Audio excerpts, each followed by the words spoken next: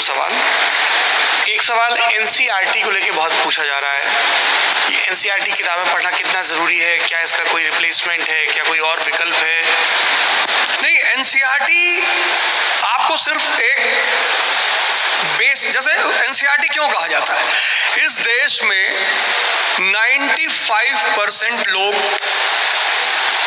Humanities 10th तक ही पढ़ते हैं। वो भी किस तरह पढ़ते हैं कि टीचर कहता है हिस्ट्री पढ़ के कोई राजा नहीं बनेगा। और पूरा यूपीएससी का जो सेंटर है वो ह्यूमैनिटीज है। भाई आज इस देश का लड़का न्यूज़पेपर क्यों नहीं पढ़ पा रहा है? क्योंकि न्यूज़पेपर का सेंट्रल थीम क्या है? इकोनॉमी। न्यूज़पेपर में क्या है? ज्योग्राफी। न्यूज़पेपर में क्या है? आईआर। न्यूज़पेपर में क्या है? Social issues. ये सब ह्यूमैनिटीज है और आपको ह्यूमैनिटीज पता नहीं, क्योंकि हमारे यहाँ हमारे देश में हमारे 91 के बाद हमको भेजा था हमारे परिवार वालों ने, खासकर हमारी माता जी ने कहा मेडिकल की तैयारी कर लो। हमारे सर यहाँ बैठे हैं, वो भी बताएंगे हम किस चीज़ की तैयारी करने लायक थे। तो हमारी माता जी ने कहा जाओ मेडिकल की तैयारी कर लो। हमने कहा मेडिकल में क्या होता है? तो कहे अरे मेडिकल में डॉक्टर बनते हैं। हमने कहा डॉक्टर हमसे तुम जो है कहोगे चिमटी से पकड़ के ये सब हमसे ना हो पाएगा। लेकिन जबरदस्ती जाके उन्होंने एडमिशन कराया, इसलिए क्योंकि मेरे मोहल्ले के सारे लड़के या तो इंजीनियरिंग की तैयारी करने आ रहे थे या पीएमटी की। तो एनसीईआरटी अगर आप नहीं पढ़ेंगे तो ये तो आपको लैटिट्यूड बता देंगे मजबूरी में, लेकिन आईएएस की क्लास आपको लैटिट्यूड नहीं समझाएगी। और जिसको लैटिट्यूड नहीं पता उसको कैसे पता चलेगा कि यूरोप के क्लाइमेट में और अफ्रीका के 0 डिग्री के क्लाइमेट में सबसे बड़ा प्रभाव किस चीज का है? बिना बेसिक्स के कैसे एडवांस सविंदर सिंह कैसे पढ़ोगे आप? आपको फोर्स नहीं पता। अभी आपसे कोई कह दे कि भाई साहब आप शीशे को पिघला रहे, स्टेट मैटर 3 स्टेट है, सॉलिड लिक्विड गैस। तो सॉलिड से जब किसी चीज को तुम लिक्विड में चेंज करोगे तो कौन सी एनर्जी काम करेगी? अब ये आपको नहीं पता, आपको मेल्टिंग पॉइंट नहीं पता, आपको इवापोरेशन पॉइंट नहीं पता, आपको काइनेटिक एनर्जी नहीं पता, तो आप कैसे टेक्नोलॉजी को आगे बढ़ेंगे? इसलिए जिनको भी आईएएस की तैयारी करनी, बहुत अच्छा सवाल आपने उठाया, जिनको भी आईएएस की तैयारी करनी है और जो चाहते हैं कि मेरा समय वेस्ट ना जाए, उनसे मैं हाथ जोड़कर कह रहा हूं कि 5 महीने कम से कम ह्यूमैनिटीज की एनसीईआरटी तैयार करके तब किसी कोचिंग में एडमिशन लें। अगर आप चाहते हैं कि आपको लक्ष्मीकांत समझ में आए, अगर आप चाहते हैं कि आपको जो है सविंदर सिंह समझ में आए, अगर आप चाहते हैं कि आपको वो इकोनॉमिक्स की जो बुक है दत्ता सुंदरम समझ में आए, तो बेस तैयार कर लीजिए, वरना जीएनपी और जीडीपी में अंतर पता करते करते उम्र बीत जाएगी। और हमारे न्यूज़पेपर, भाई Hindu newspaper Tamil Nadu south India में चलता है, वहाँ का एजुकेशन रेशियो बहुत हाई है और अच्छा भी है। हमारी तरफ तो अपने अपने न्यूज़पेपर। अब हमारे देश में शायद ही किसी को पता हो कि बजट क्या है। भाई आपने अपने नौकर को 1000 रुपया दिया कि जाओ बाजार खर्चा करके आओ, और लौट के आया, आपने हिसाब नहीं मांगा, फिर तो वो उड़ाने लगेगा ना। इस देश की जनता अपने प्रतिनिधियों को संसद में बैठाए हुए, पर उनसे हिसाब ही नहीं मांगती कि मेरा पैसा कहाँ खर्चा करते हो, तभी तो लुटा रहे हैं। तो बेसिक्स को तैयार करिए। सिर्फ अब इधर स्थानीय न्यूज़पेपर अजीब अजीब से न्यूज़पेपर है, अजीब, और फ्रंट लाइन की न्यूज़ ही अजीब है। 5 बच्चों की माँ प्रेमी के साथ फरार।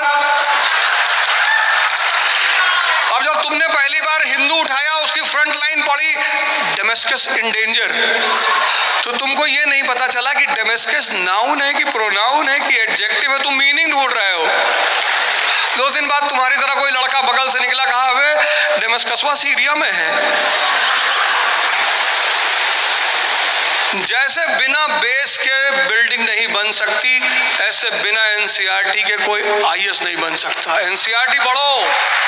सबसे ज़रूरी सवाल, क्या सिविल सर्विसेज की तैयारी के लिए कोचिंग करना ज़रूरी है? अगर हमारे पास संसाधन नहीं है तो हम कहाँ से मैनेज करें? जो सिद्धार्थ की क्षमता रखते हैं, उनके पास YouTube पड़ा हुआ है और ऐसे हमारे जैसे हजारों टीचर उस पर पढ़ा रहे हैं, वहां से दिशा ले ले। जो सिद्धार्थ की क्षमता रखते हैं, सिद्धार्थ की, और सिद्धार्थ की क्षमता है तपस्या करने की, जज्बा है। जो डॉक्टर अंबेडकर की क्षमता रखते हैं कि हम भूखे रहेंगे लेकिन पढ़ेंगे, उनको कोचिंग की जरूरत नहीं है। लेकिन जिनको इन्वायरमेंट चाहिए, एक साहब से ने पूछा दिल्ली का आया हो, कहे भैया वहां इन्वायरमेंट नहीं है। हमने कहा यहाँ कौन सा इन्वायरमेंट है, स्पेलिंग लिख के दिखाओ इन्वायरमेंट की।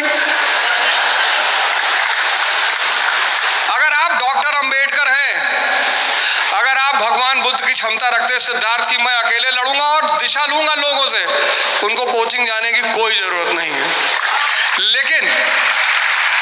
लेकिन अगर आपको लगता है कि यार लाइब्रेरी क्यों बनी, मंदिर क्यों बना, मस्जिद क्यों बना, क्योंकि सबके मन नहीं है पूजा करने का, लेकिन जब 50 आदमी वहां बैठेंगे तो आपका भी मन बन जाएगा।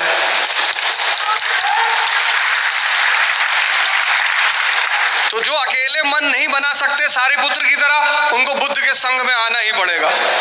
बुद्ध ने कोई कोचिंग नहीं की, लेकिन बुद्ध ने कोचिंग खोली और उनके कोचिंग में हजारों स्टूडेंट, महाकश्यप, सारिपुत्र, उपाली। तो ये आप डिसाइड करेंगे कि आप कौन सी कैटेगरी में हैं। आखिरी सवाल इस समागम का आप चारों लोगों से है। आज़ादी के अमृत महोत्सव के काल में 75 बीत गए, आपके हिसाब से देश की सबसे बड़ी चुनौती क्या है जिस पर पूरे देश को, सरकार को, समाज को काम करना होगा? चारों लोग अलग अलग बताइएगा, तो आप तय कर सकते हैं कौन सबसे आखिरी में बताएगा। किसी भी व्यक्ति, समाज, राष्ट्र के निर्माण में जो आधारभूत आवश्यकता है वो है शिक्षा। और डॉक्टर अंबेडकर की एक लाइन तो मेरे दिल में बैठी है, शिक्षा शेरनी का दूध है।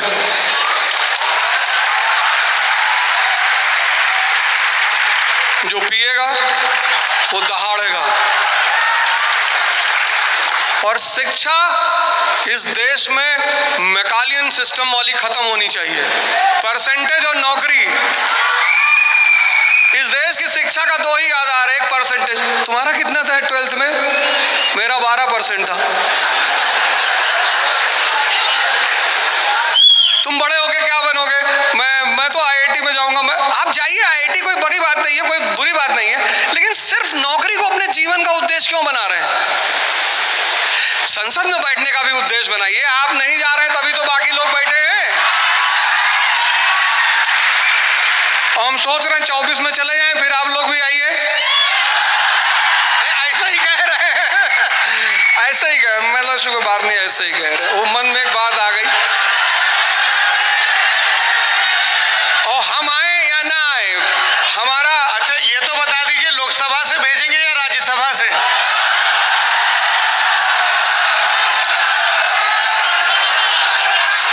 I hate politics.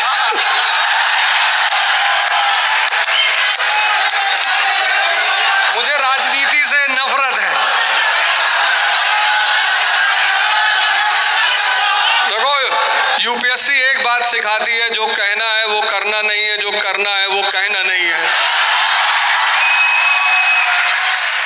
इसी को हम संवैधानिक भाषा में बोलते हैं डिप्लोमेसी। हम तो भैया संघ चलाएंगे। संघ मतलब वो क्या कहते हैं, बुद्ध वाले संघ की बात कर रहा हूँ। विहार चलाएंगे, विहार, कोचिंग इंस्टीट्यूट, यूनिवर्सिटी, कॉलेज। आप सब लोगों का बहुत बहुत धन्यवाद, और आशा करते हैं बहुत जल्दी हम दोनों भाई आपसे यहाँ फिर मिलेंगे।